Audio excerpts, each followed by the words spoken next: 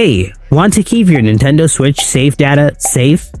This is important because Switch consoles can get lost or damaged, and you don't want to lose your progress in your favorite games.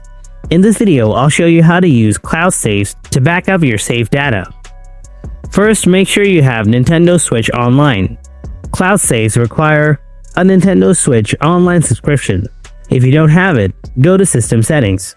From your home menu, scroll down to Users. Now on the right side, choose your user.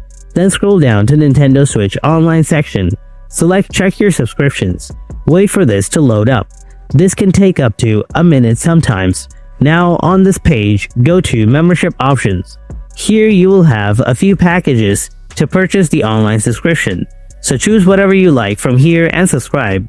After that, go back to your home menu. Now we can go back to System Settings, then scroll down to Data Management. On the right side, find Save Data Cloud option. Open this by selecting the user profile with a subscription. Now if you have the subscription, you will be able to save your games to the Nintendo Cloud.